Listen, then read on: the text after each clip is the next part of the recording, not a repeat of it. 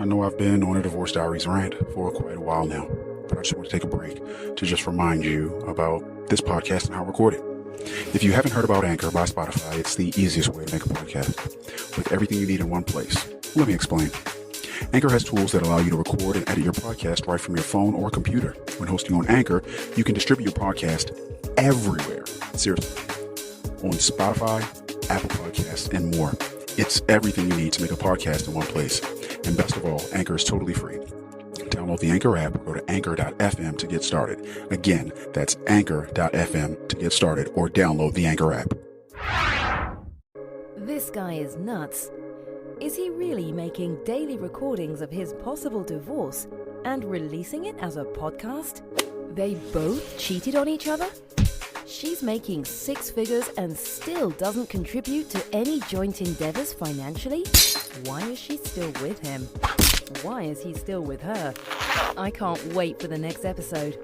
This helped me be a better wife. So this is how men think. I hate my husband less now. I understand my wife more now. These are some of the listener comments to the Divorce Diaries podcast. All over the map, I know. These anonymous accounts of events should resonate with anyone that has been married, is married, or is preparing for marriage, and helps couples avoid pitfalls as they might prepare for marriage. Entire seasons are released on Patreon weeks before anywhere else. At Divorce Diaries Podcast Patreon page. Link in description. Now for today's episode. First off, let me let you guys know, a little housekeeping. I will not be telling you guys about the business fallout that we had. I will save that for tomorrow. Don't worry, I've got it written down as an upcoming topic that I've got to share, because I am definitely still on the road to divorce, but today was a big one. And it sort of captures and exemplifies the selfishness that I'm dealing with in my marriage. And I will tell you that a lot of the single guys, a lot of the married men that I speak to, they have very much cookie cutter like experiences to what I'm having. Because us guys don't really talk all that often, but we're starting to now. I mean, we've definitely taken a few cues from women in that regard, and we're just talking more. I think because of maybe social media sometimes, guys able to text Apple Watches. I don't really know, but I think now I communicate with men more than I ever have, and it's just we're just able to be connected more, so we connect more. It's just what it is. So what happened today? I have to take you back a little bit because this requires a little history. Start outdoor workout. Sorry, I had to get out of the house, so I'm doing a workout. I'm just gonna throw on the workout on my Apple Watch because I had to get out of the house because I think I may get a little bit loud. There we go. All right. So let me take you back a couple of months. What I feel was a couple of months, because it's August 21st. So I feel like at the beginning of July. So it has to be maybe 8-9 weeks ago that it really started getting hot, and I went to the auto store and I purchased the R134A refrigerant for air conditioners on cars. And my wife was complaining or saying something about her air was coming out warm. And I usually don't take the cars to a shop to pay that $150 to get the Freon recharged and all that. I don't do that. I used to, and then I found out how easy it was, and you just go and grab the can, and then you just hook it on the thing under the hood, and you just kind of hold the can upside down, and you turn on the AC, you start the car, and it just fills. All right, any of you out there that have done it before, you know that it is a very simple task, and each can is like $10 to $15 tops, maybe. So whatever, I knew I could take care of it myself, and I did my car, my truck, and her car. I filled them all up on the same day. So I bought a bunch of cans. Who knows? Maybe it was $60 worth of material, whatever. So I did that. Like I said, I think it was like the beginning of July or something like that. So I get all that done. And she said over the past few weeks, she's had her check engine light was coming on. And to take you back a little farther, I purchased every single car, either outright or through payments, over the entire course of our relationship. She has not paid a dime to a car up to this current one that she has. Not a dime. Repairs, everything, tires, repairs, everything, all me. I'm just a man, I'm providing, and I'm trying to do what's best for her and the family. And I made more, whatever. So I did it, happily. Back when she cheated, I found out that she had the guy in my truck that I paid for, and I'm like, what the So I took the keys and I'm like, look, you want to fuck with this guy, you're not going to be doing it in the fucking car that I paid for. You can't have the spoils of living with me and be taken care of and then just be out here, fucking somebody else. You cannot do that.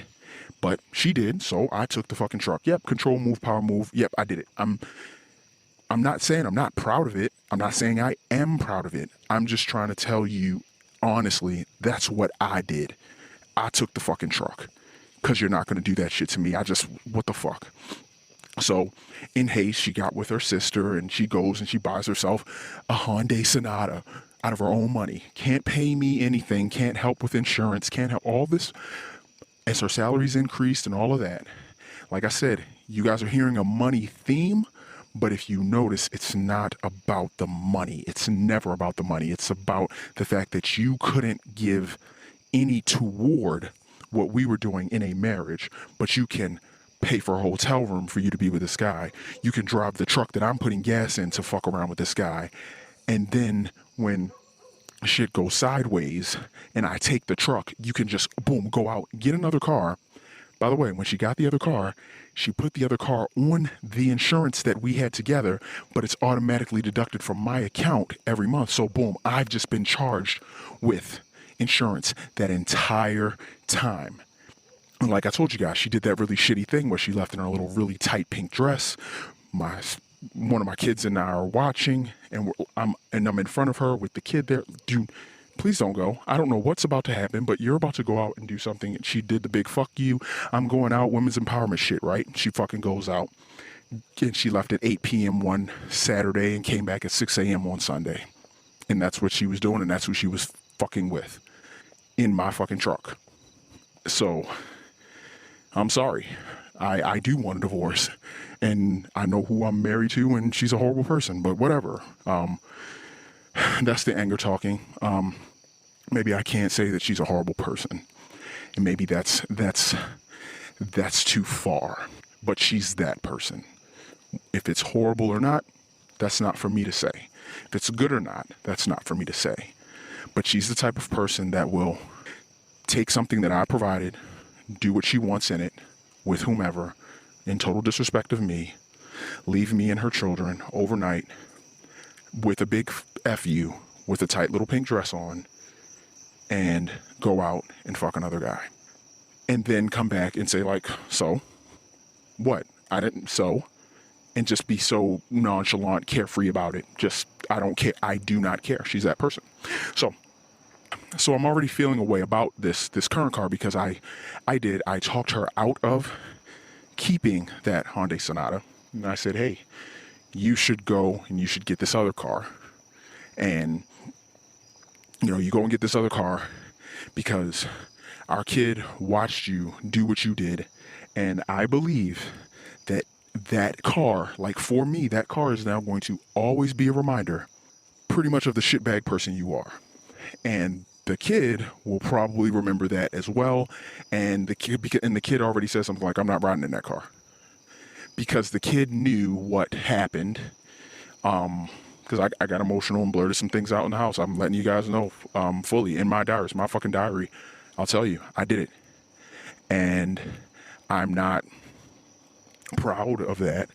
But I will say, with some of the stuff, and maybe I'll get into it in another diary entry with my mother.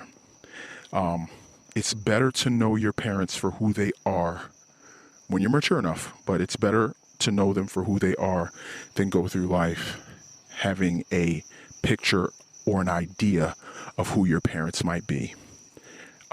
Because you will be in for that, what do you mean Santa Claus isn't real thing, and you don't want that.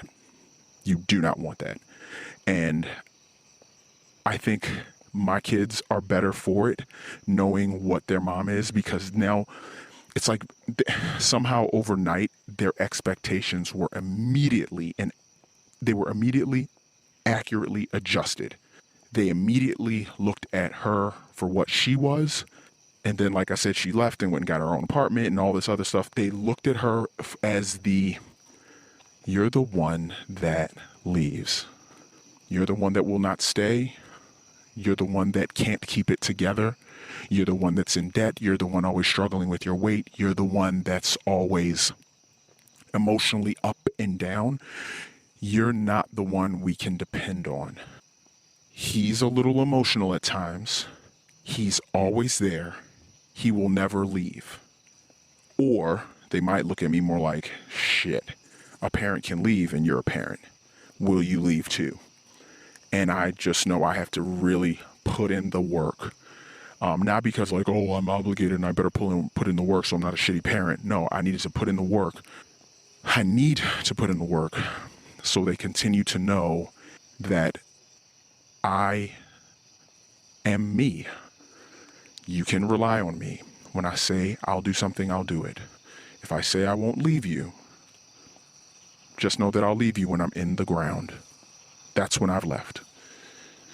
But no, there will always be a place for you in my life. I will always want you in my life. I will always want to make a place for you in my life. I will always turn my life upside down if I can ethically help you become a better version of yourself. I'm not going to help you use heroin or cocaine. I'm not going to do anything like that. I will not enable you in that way. But what I will do is move from where I am. If you need something, I will move you into where I am. If you need something, I will do that. I'm your parent. I care for you and I love you. That's it. Back to today. You now know my little bit of frustration surrounding these cars. And the current car that she has because of that. And I knew I was asking her to do something. So I took $6,000 that I had cash and put down on that car. And she traded in the car that she got from CarMax. I think she bought it for like 17 on like a Thursday. I said, please take it back. Please take it back in that 3-day window that CarMax has. Please take it back. Please take it back. She waited till the 4th day for a big fuck you for me to finally start considering what I was saying and hearing that the kid didn't want to ride with her. The kid didn't want any parts of her. The kid. So then she pivoted and wanted to start thinking about my suggestion. And I thought, so trading in the car, bought it for 17 something, sold it, traded it in on another car, current car that she has, for 13. So immediately we were upside down four grand. I knew I was convincing her, and I was of the mindset that, even if it cost me $4 grand, putting her bullshit aside and the horrible wife that she is aside and the cheater that she is aside and the flagrant nature that she treated everyone with and all the disrespect, if I just pay this money now and it could get out of this car, the parent-child relationship that she has fractured, it may not be a permanent fracture, and at least I will have tried. And if I would have tried, at least I could say that. And if it ends up paying off and they have a great relationship after this, then I've won. Because it's not about me. I had these kids to take care of them and raise them and provide the most, hopefully the happiest life possible. I don't like that we're in this situation. I don't like that this is a thing. And I did have something to do with it. I was the one that blurted out the truth in the house. I mean, this kid would have put it together, knowing like, oh, you put on this, you left, and you didn't come back till the morning. You clearly went out with somebody and you did that. The kid was definitely old enough, and the kid knew. I'm like, okay. So I paid $6,000 down on this car, and so that's where we are on the car. And I went to do this air conditioner thing, and I went to refill it in July of 2020. So her check engine light had been coming on, and I'd already said to myself, I'm like, I'm not repairing anything on this car. I'm done with this shit. Because she's not changing. She's not appreciative. She hasn't come back like, oh my gosh, like you literally brought us like 8 cars and you paid for them and I didn't pay anything. No insurance, no nothing. 8 fucking cars. You have provided way more than you were asked to or were expected to. And hell, even if I did expect you to provide as much as you have, you providing this, I don't know what to say. I just thank you. There has not been any of that. Nothing. So she takes the car in today. She texted me and she's like, yeah, I think I'm going to take the car in because my check engine light has been coming on and the automatic start stop on the car wasn't working or something like that, and it was like stalling or something. So she takes it to the mechanic. The mechanic says he has a misfire. That's what he said first. It's a misfire. Like I said, if you know what you have to do to refill the refrigerant, it's not much, and it's 2 little screws. If you have to find the small one and you put it on and then you refill it. And then she calls me. She says, well, he's actually saying a bunch of my hoses were knocked loose. And he's like, man, I don't know what's going on. I don't know why your hoses are loose. Either someone was under there or someone's screwing with you. That's what the mechanic says. Joking. I know the mechanic because I'm the one that sent her there. This is what she says to me. And I'm like, okay. And she's like, well, I told him that you were under there and you put in air conditioner. And he's like, oh, man, well, maybe he might have, knocked some things loose and like something. This is what she says. And I'm like, then just thinking to myself, because this is my wife and she doesn't know shit about cars, but she's listening to a mechanic who knows a lot more about cars than I do. And here comes the sexist comment, prepare yourself. She's a woman, so she knows everything. So she says to me, well, I don't know. She says, I don't know what you did, but whatever you did, it fucked shit up. Her exact words, her fucking quote. And I'm like, I went totally solid over the phone because that is one thing that I sort of have been pledging to myself. I'm like, I am not going to let this immature child that is my wife drag me down to that place where I am yelling over the phone or in her face. Don't you dare. Who do you think you are? All of these horrible things where I devolve into a version of myself that I really don't like and I'm not proud of. And I don't think it's manly. I don't think it's respectful, and I don't think it's mature. Regardless of what my wife does and how low she goes, I don't have to go there with her. If that says anything to any of you that are listening to my diary, just because a person goes low, you don't have to go there with them. It just gets you dirty. And it was changing me, and it is changing me, which is why I took this move and I actually left the house because I knew I needed to walk and make this entry. You must have knocked some stuff around and fucked shit up. And I said, okay. I think she understood what she said, but I was quiet for a very long time. And as I was quiet for a very long time, and a long time is maybe like, a minute, 2 minutes, but that's over the phone. So, a minute of silence over the phone is just, what the heck's pretty awkward. The person's going to start thinking about what they may have done or said. And I said, yeah, I don't want to have this conversation with you right now. After that, I just want to go. And I said, well, no, but the conversation did go on a little further, and I'm like, oh, what's the damage? And again, I wasn't texting and driving. I've got a little mount for my phone, so I wasn't texting and driving. But she said, yeah. I said, what did they charge you? Hopefully they just tighten the hoses up and just let you go. She said it was $84 they charged. I immediately opened my Cash App app. I immediately punched in 84, found her, put in her number, sent her Cash App, and as she's talking, oh, what? Oh, you didn't have to do that. Because I got a thing now. Because she received the money and she saw that I paid her exactly $84 when she told me the cost. Because I don't want you to think that I owe you something or that I took from you. Because she even said with this car, I forgot that I said it. I forgot that I said, yeah, I'll even help with the payment on this car. She's like, oh, okay. So one, she takes my truck, fucks a guy in it. Not in it, but she takes my truck and this guy's in my car. And then she goes out, she creates a payment for herself. And like I told you, she's in fuck all debt, right?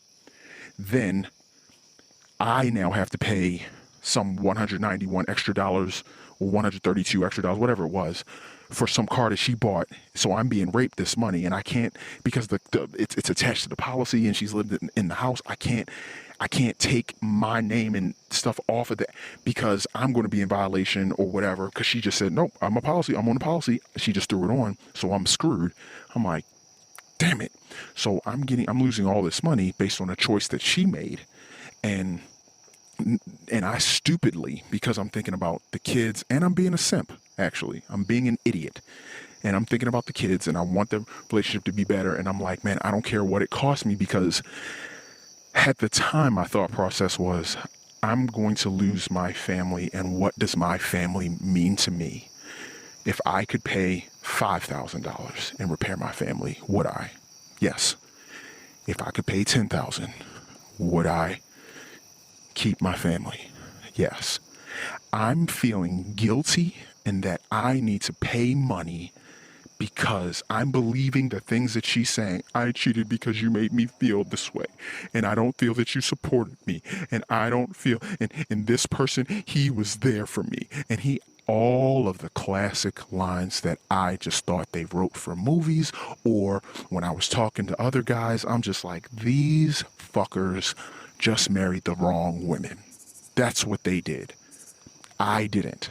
I only married a woman that didn't pay for anything, and when she earned more money, she didn't pay in, and then she cheated because she felt that she wasn't emotionally fulfilled, but this guy fulfilled only her body, and then they don't talk, and now she's like, oh, but she's still mad at me because of what I did, because I'm the one that made her cheat, and oh shit, I married one too. Okay, and now I reached in there, and I fuck shit up. Now, in this diary entry, what she does not realize is that step back into her car to fill it up a couple of months ago in July, to fill it up, that was me doing that man thing again. I was considering us one, and if I'm going to fill up the AC in my cars, I'm going to fill up the AC in your car. It's not going to cost me that much. It's not going to take me much time. I love you, and I'm going to do this gesture of providing. Your car won't blow out warm air because I'm going to go and buy this stuff and do this thing for you because I love you. You're my wife, and we're a team. And then 3 to 4 weeks after I do this thing, your check engine light starts coming on. And check engine lights, they come on for various reasons. Your sensor goes bad. A hose might become loose. You may not have put on your gas cap tight enough. Or it may just be time for some routine maintenance. Who knows? Gas lights come on. Check engine lights come on all the time. Now, for you to call me on the phone today on August 21st, 2020, and say the words, it must have been when you were under there, because that's what the mechanic guessed at. I don't know what engine codes would be thrown because you were servicing the AC system. It could happen. I don't know. And that's what made me pay that money as well. Because I'm like, wow, you're walking around thinking I did this? And I shouldn't have done it. Looking back now, I shouldn't have done it. I should have just let her fucking eat it because I've eaten everything. I should have just let her eat it, but I'm still kind of like a fucking good guy. And I paid it. But now that I've paid it, I've already said to myself, I will never do another thing. And this is gonna, before I said I wasn't gonna do anything automobile wise for her again, but there's no way this doesn't bleed over into other things. I've already started I used to make, my plate and hers. I don't make her plate anymore. We're literally fucking roommates. It's the craziest thing what a statement can do and what the energy behind a statement can do. You messing around must have fucked shit up. And because this guy fixes it, you pay him $84. You're like, oh man, I knew you shouldn't have done that. I knew you shouldn't have done that. And I'm like, that is absolutely it. So that little $84 that I just paid, it's like, well, whatever new set of tires you need. If you hit something and there's a deductible, I don't know, oh my gosh, my transmission fell out. You're going to have to do the adult shit that I've had to do my entire life. It's time for you to learn to be an adult. And I really want a divorce. So all of this debt that you have, and when you go forward through life, trying to figure out how you're going to manage like every other self-sufficient adult has to do, that's okay. Fine. Then hopefully, I don't know, not hopefully, but your self-esteem will be low and there'll be some guy and you're stupid, so you'll sleep with him.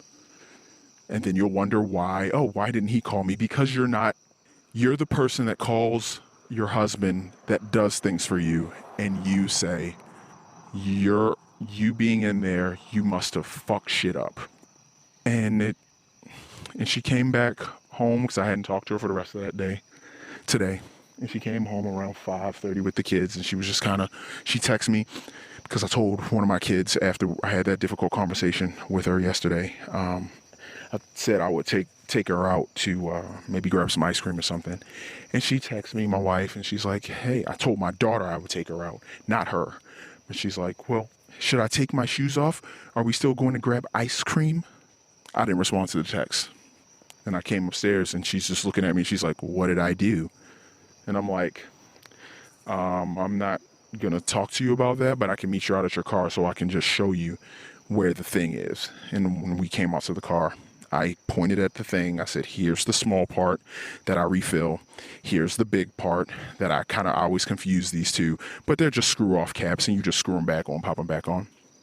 And I said, so if there were hoses that were like knocked free or something like that, whatever he said, I'm like, I don't know why this would have affected that. And when did you say that the check engine light thing started happening? I don't know, 3 weeks to a month ago. I'm like, but I think I did that in the beginning of July, which 3 weeks ago would have taken us to August 1st.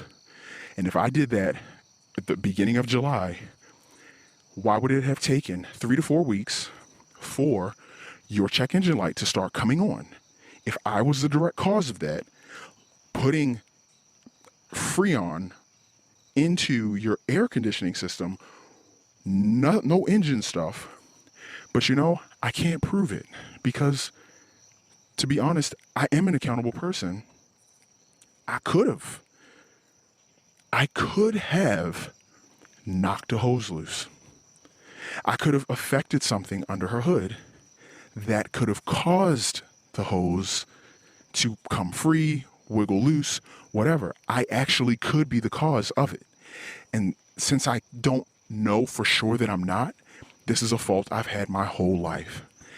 I may be 1% of the problem, of any problem that I have with anyone, not just my wife. But if I'm 1% of the problem, that means I have something to do with it. And had it not been for my 1%, maybe this wouldn't have gone so sideways. If I did anything to affect the outcome of this, I'm going to take full responsibility because that's what I do. I take full responsibility. And I think a lot of people have taken advantage of that fact in me, that I take responsibility.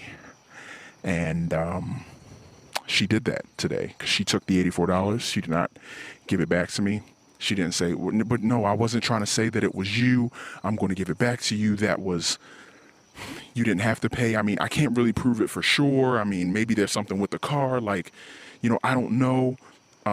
But she did say over the phone, because I'm trying to be fair, she said over the phone, I wasn't trying to come off blamey or accusatory. And I'm like, okay, I just don't want to talk to you about it. Though right now, I'll talk to you about it when I see you, when we can be around the hood of your car, so I can show you this thing. And I'm like, after all this, I have $84. The $84 is not a thing. The $84 is not a problem. It's the fact that she just thinks it's okay to talk to me that way. It's not okay that when she cheated, she blamed me so much for it. And I understand cheating. And I understand that you're doing it because you feel that there's something lacking in your relationship. You may be a selfish asshole, and you may just want to cheat because of that. But there may be some deficit. There may be a deficit in you. There may be a deficit in the other person. They may not be giving you what you feel you need, and you're going to seek it elsewhere. Cheating is a symptom of maybe a larger disease, is what I'm trying to say. But when I had my indiscretion, I'm like, that was stupid. I never said it's your fault. I did say some dumb shit, along the lines of, like what? I mean, seriously, like, I literally come back and tell you, like, hey, I just rubbed your feet like I did before. That used to lead to some intimacy. Hey, I made you your favorite dessert and put on your movie and decided to bring out massage oil and rub you. That led to intimacy in the past. Okay. I made your plate like normal. I put the kids in bed. I told you earlier in the day, hey, can you don't even have to wear that thong or something. And then my comments went more overt. And I'm like, you don't seem like you want to be intimate with me at all. And, I said some dumb shit about that and brought that up. Like, look, basically the sex thing, because we men do want and pretty much need sex. And we've decided to be monogamous with you because, I could get an egg sandwich from anyone, but I mean, I'm not getting sex from anyone because I chose to marry you, so I want to get sex from you. And it's not necessarily all the time or anything like that, but I definitely want to get it from you. So, I mean, 2-3 weeks rolling by and we're not doing it. Wait, what the heck? So, yeah. And I guess I had a willing participant and she wasn't willing. And it was a willing and familiar one, not a stranger, not cruising bars and sleeping with somebody or anything like that. No, it was somebody that I was in a relationship with before I got married. And then it carried, hadn't talked to her for years, and then reached back out when I was hurting and desperate. Whatever. That's what happened. And hers, very different. Met a guy at work, fell in with him because things aren't going great at home. Okay, fine. So yeah, it's just the perspective that she has to blame me. I cheated. I got with this guy to do this. Boom. Oh yeah, I was calling him after our marital therapy appointments, and I was talking to him on my car rides back to our house where I just left you and our therapist, where I was lying the whole time, not telling them that I actually have someone. And I'm holding phone records. I'm like, she's texting somebody 7,000 times last month, and I'm holding the phone records. And I'm showing this, and she's just sitting there with her legs crossed, not saying a word. And then 2 days later, she's like, yeah, I do have a friend. What the fuck? Oh, that's where you went that night when you wore that dress? Oh my gosh. All of it came out. And I go back to the therapist, and the therapist is like, well, I wouldn't encourage you to break it off too fast because that withdrawal could cause... And I had been railing the entire time. The therapist was a woman on her side. my wife, obviously a woman, and it's like the big bad controlling man. And I'm like, I told you guys something was happening. I was saying something was happening. She was lying the whole time. Why are you not checking her and telling her she's lying? That empowered her further. So now she feels validated, which is probably why she blamed me for something that I did. Well, the only other person that was under my hood was my husband when he was filling up my AC, doing something nice for me. Then that happened. And now you were reaching under there and you were fucking shit up. Why the fuck do I want to be married to a blaming person like her? There is no teamwork there. There's no desire for teamwork. She doesn't care about me at all. Because if you cared about someone, you wouldn't say that to them.